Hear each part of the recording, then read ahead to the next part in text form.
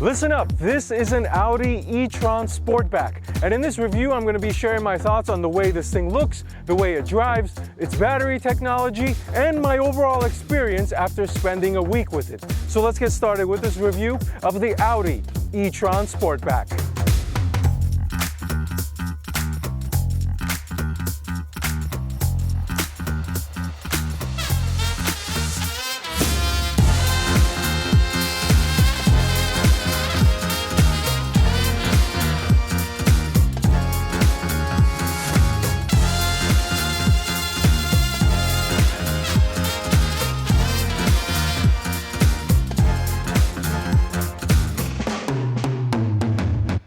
Let's start the review off by talking about the EV related items like battery, range, charging, horsepower, torque. So this is a 95 kilowatt an hour battery, but Audi has engineered it to only use 86.5% of that capacity, and that's because for repeatable performance and for the longevity of the battery. Now this has two motors, there's one in the front and one in the rear, and it has a combined output of 355 horsepower and 414 pounds-feet of torque. Now Audi also gives you a boost mode which boosts your horsepower and torque up to 402 horsepower and 490 pounds-feet of torque, so a significant boost with that enabled. Now it has two single-speed transmissions, one for each motor, so one in the front and one in the rear, which means that this is a all-wheel drive car, so it does have Audi's infamous Quattro all-wheel drive system. And all of this wonderful technology equates to a 0 to 60 time of 5.5 seconds when you have that boost mode enabled. Now, this is a little underwhelming considering some of the competition from Tesla and even the Ford Mustang Mach-E have faster acceleration times, but we'll see how this translates during the driving portion of the review later on in the review. So let's talk about some of the other things. So this has a standard air suspension, which gives you the ability to raise and lower it based off of your driving conditions, and they're also tied to the driving modes. In addition to that, it has the capacity to tow up to 4,000 pounds when equipped with the towing package. As far as range and charging goes, you have 218 miles in this configuration of the e-tron Sportback, and once you drain your battery, how do you charge it up? You've got two different ports, one on the driver's side and one on the passenger side, and the way you open them is actually very cool. There's a little button, you push that, it will electronically drop the door down and it will reveal your charging ports. Now one thing you'll notice is that the driver's side port is DC fast charger enabled, while the passenger side is not. So just something to remember. Now, how long will it take in order for you to charge your battery up once you drain it? If you're using a 240 volt outlet at home using, I believe it's a 9.6 kilowatt an hour current, it'll take you 10 hours to charge from 0 to, I believe, 80%. And if you're DC fast charging, you're using up to 150 kilowatt an hour charger, it'll take 31 minutes to go from 5% to 80%. All right, so now the interior of the e-tron Sportback. And first things first, this is a top-of-the-line prestige level equipped car. So it has extra leather and extra features that I'll detail out here as I go through this interior portion. But just know that it's a $15,000 option on top of the base e-tron. Now, let's see what that $15,000 gets you, and just my overall thoughts of this interior, because prestige or not, a lot of the stuff is the same. Now, the quality and the design. Starting off with the quality, because prestige level, there's a lot more leather wrapped, nicer materials in here, and it's top notch. There's a really nice wood grain finish up here on the dash, and it gives it a nice balance with this brown color interior and some of the black trimming. Really, really nice. And as far as the design goes, this is very similar to what I see in a lot of other Audi cars with a dual screen setup and the cockpit, the Audi cockpit in front of you, which I'll get to here in a second. But the one interesting thing about this car's design is the transmission controller. And that's because it's got like this floating design, and the way you operate it is actually quite interesting, or the way you put it in motion, essentially put it in drive or reverse. There's like this little lever.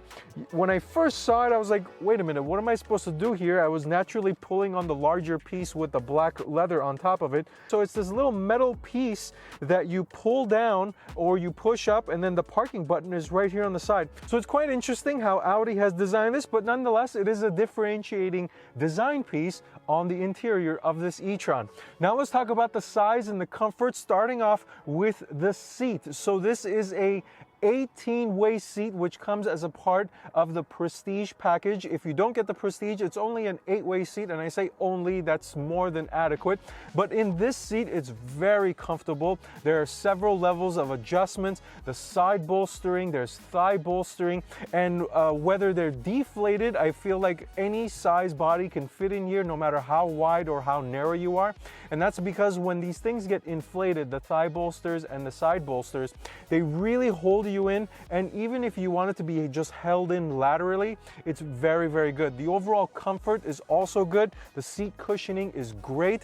The seats themselves are heated, cooled, and massaging, so there are a lot of creature comforts built into the seat, hence making driving this car, my overall experience with it was great from a seat position and from a seating comfort standpoint. Now, moving on into technology. So as I mentioned, this has a 3-screen setup, much like most modern Audis do now. So 12.3-inch gauge cluster out in front of you. This is the Audi virtual cockpit, and I love this thing. It's wonderful. It's great because it has several different modes of configuration, and in this e-tron trim level, there's a exclusive look that the e-tron gets that the other non-EV cars don't get, so that's always cool.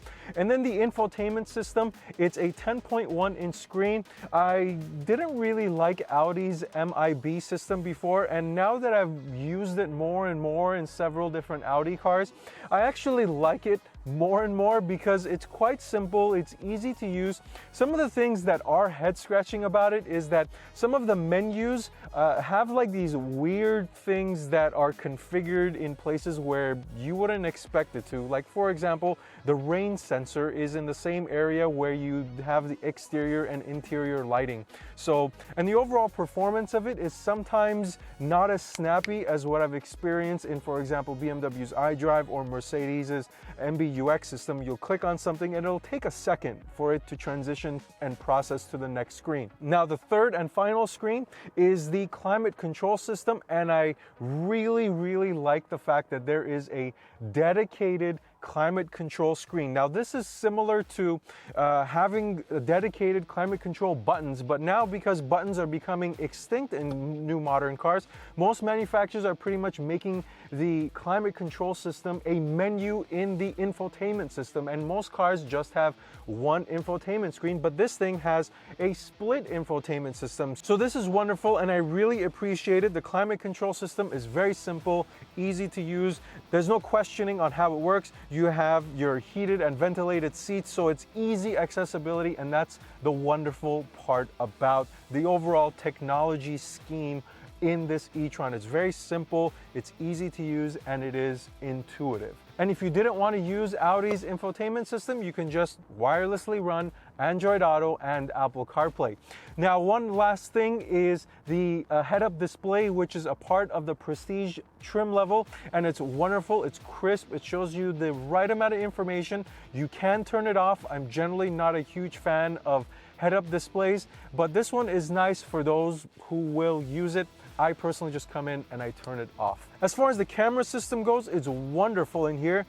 Cameras literally all over the car, top view, side view, 180 in the front, 180 in the back. There's even a 3D model when you're moving the car around, which is quite cool and interesting. Now, wrapping up the front with some miscellaneous amenities, there is a standard moonroof across all trim levels of the e-tron. As far as charging goes, you have 2 USB type A outlets in the front area here, and it's quite surprising because there is no wireless charger, or at least I couldn't find one in here. Now, one thing that is great about it is that it has a 4-zone climate control system, so each section of the car can individually configure their temperature and in which direction they want the air to be blowing in, including the rear seats. So speaking of the rear seats, now that we're done with the front, let's go to the back and I'll show you what it's like back there. All right, so now the back seat of the e-tron, and let's jump right into the overall size. So as I mentioned, at 5'11", I'm sitting behind myself, and I have several inches of leg room here, and the headroom is surprisingly good as well. And I say surprising because generally in sportback cars or four-door coupe cars with the sloping roof, I find that my hair is touching the ceiling of those type of configured cars, but in this car it is not touching the ceiling, so I can feel that my hand first of all fits on top of my head and it's not touching my hair. So a surprising amount of headroom in the back, and it's because it's cleverly cut in this area for additional headroom. And the overall seating position is very nice and comfortable. The seats are cushiony, just as comfortable as the ones in the front area. And the overall width is also good. I could imagine that 3 individuals my size will be able to fit back here. But one thing about the headroom, this center section is not cut out like it is for these areas here. So somebody my height, of course, let me just demonstrate. As I sit here, my hair is touching the roof in the center section. So please keep that in mind. The shorter individual sits in the middle area while the taller ones sit on the outer areas here. But for 3 children, not 4 children, 3 children are going to fit back here just fine. As far as some of the amenities go, one simple basic one that I really appreciate, a sunshade, which is always nice, and then that 4-zone climate control system, which is controlled using this LCD screen, so how hot you want it, which direction you want the air to blow in, and it's just a wonderful feature. In addition to that, as a part of that prestige trim level, these back seats are heated, so each individual has the ability to tune how hot they want their seat. In addition to that, some simple basic stuff. You do have 3 charging ports here, so 2 USB type A and a 12-volt outlet in case you wanted to plug in a car charger back. So that's basically it on the interior. Now let's switch over and talk a little bit about the styling of this e-tron Sportback. All right, so let's quickly touch on the styling. And of course, the Sportback is essentially the sportier coupe-looking version of the regular e-tron SUV. So it gets the sloping roof feeding into the coupe-style rear-end layout, which I think looks okay, but the front and side profiles is where this car really shines for me. The front end looks aggressive, and when paired with the black optics package and the black trimming against this glacier white paint, it really takes it over the top. Oh, and I forgot to mention the super rad looking 22-inch wheels and the orange brake calipers, which are only available on the Prestige package car. The only gripe I have about them is that the brake calipers don't have anything written on them. Something like an Audi badge or an RS badge or an S-Sport badge would have looked pretty cool. But overall, I think this car has the right size, it has great proportions. Safe to say, I think this thing is a really cool looking car. Now let's talk about the practicality with the cargo space. So there's multiple ways of opening this trunk. There's a button on the interior, there's a button on the key, there's also comfort access right here on top of the license plate, and there's also the kicking motion underneath the bumper, which is very, very handy, as I used it when I was grocery shopping. Just kicking it opens it right up. Now let's go ahead and talk about what's going on in here. So there's 27 cubic feet of space when the rear seats are folded up, and if you needed a little bit more space than that, 54.5 when you fold the rear seats down. Now with my experience, I went grocery shopping and I loaded a bunch of grocery bags in here. No issues, at least from my needs, in the back of the Sportback with the rear seats folded up. Now when you fold them down, they do fold almost flat, so you can probably take this thing to like Home Depot and put your home improvement goods in here. As far as weekend getaways, depending on how clever you want to get with racking and stacking, I could easily see multiple larger pieces of traveling equipment being able to be put in here.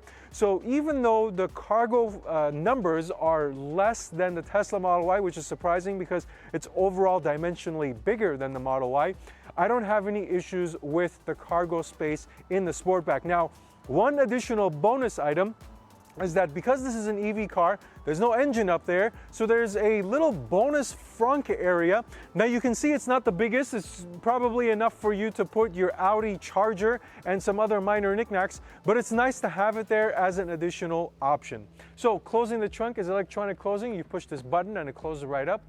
Now that all these things are out of the way, let's go to the driving portion of the review and see what this thing feels like behind the wheel. All right, so now the driving portion of the review, and this is what the key looks like. Regular Audi key with some metal and some plastic, so could use some work considering the price of this car. Now, the price of this car is rather expensive. As equipped, this is a practically 89,000 inches, so $90,000 e-tron Sportback with, of course, the Prestige pack and the wheels and the black optics package and all those wonderful things. So it balloons the price up to basically 100 grand, factoring in tax and license, but those are all different for every state. Now let's go ahead and turn this thing on and go for a drive. Seatbelt on. Actually, the car is already on. The beauty of EV cars, they make practically no noise. But speaking of noise, the driveline noise in this car is actually quite loud, specifically when you're in reverse. Take a quick listen.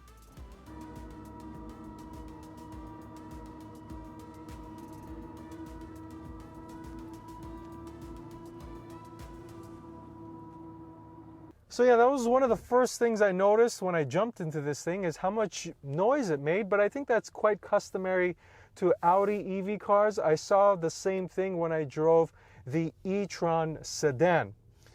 But now, I'm gonna go ahead and put this car in dynamic mode and give you a quick feeling or a description of what it feels like under hard acceleration in a straight line, essentially. So I'm gonna come to a complete stop, no launch control, and mash the gas. And boost is enabled. Yeah, it's quick. The 5.5 second time is deceiving, but as you can see right off of the launch, it does push you into your seat, and that is a pretty common characteristic of an EV car. And that 5.50 to 60 time is a little deceiving because in an EV car, you get that torque from zero and they feel very, very quick. So don't pay too much attention to that 5.5 second time and be discouraged. This is more than adequate enough to drive on the street, to merge onto the highway, to pass because of that torque from zero. Now let's switch on over into brake regen, and this car has two modes. There is automatic and manual, and I found myself to be exclusively in manual mode, and the reason why is because in automatic mode I couldn't tell what it was doing. It wouldn't brake regen when I wanted it to, and when it was doing it by itself I couldn't tell when it was doing it. Manual mode is the way to go, for me at least it was, in the brake regen department. And it does have two levels of brake regen. I found myself to be in the first level, and they're controlled using the paddle shifters. So the minus paddle shifter on the left will increase your brake regen and the plus will decrease it. Now, is it enough for one pedal driving? No, it's not, even in its strongest mode, because it won't completely stop the car. So when you're in the strongest mode, it'll bring you down to like a roll about 5 or 6 miles an hour. I tested this several times and it wouldn't stop completely. So one pedal driving, it won't do it. You're gonna have to use the brake pedal anyway. Now, one other thing about the brake regen in this car that I really like is the fact that you can completely turn it off. And the reason why I think that's important in EV cars is because when you jump into an EV car from a gas-powered car, it's quite a different experience. There's no engine noise, there's no transmission shifting, and brake regen is another thing. You've got something when you take your foot off the gas that's pulling you forward. And when you have the ability to turn brake regen off, I think it eases that transition for somebody jumping in from a gas car into a EV equipped or an EV car with brake regen equipped. So wonderful thing that you're able to turn it off. Now, the next thing, and rounding it off with the suspension, and then we'll close it out with the overall final thoughts. So the suspension is wonderful. The air shocks with the adaptive suspension do a great job in giving you daily drivable comfort. As I mentioned, I did have this car for a week. I used it in various different scenarios, and it performs great, whether you're driving it in the city, whether you're driving it on the highway, uneven pavement, potholes, all that thing. So it rides really nicely, even with the 22-inch wheels and the sportier tires.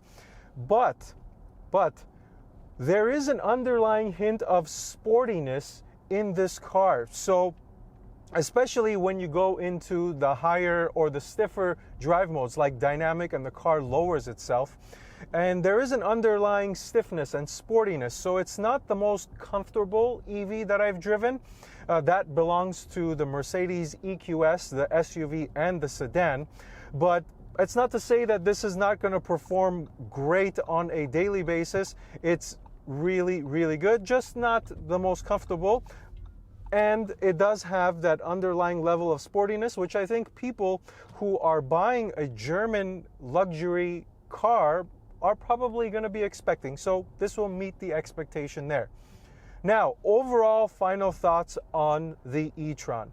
I think by itself, this is a wonderful, wonderful SUV, electric SUV.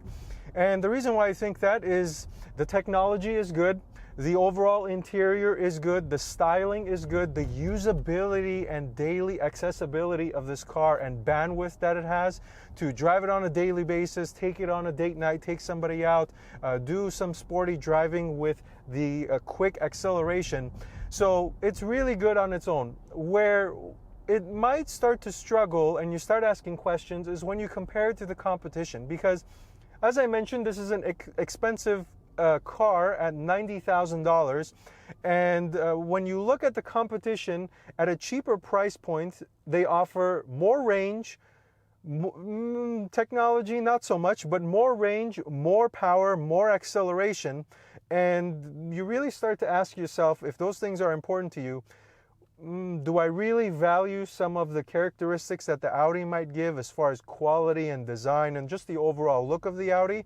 Or do I really value the range or the power that you might get, for example, in the Tesla or even in the Mustang Mach-E? So I think ultimately the question you have to ask yourself is, am I okay with about 220 miles of range? If the answer to that is yes, then this is a wonderful, wonderful electric SUV. So that's pretty much it. If you have any other questions, please make sure you leave me a comment down below or send me a message on Instagram at DriveSteady. Otherwise, thank you for watching this video. Until next time, drive steady.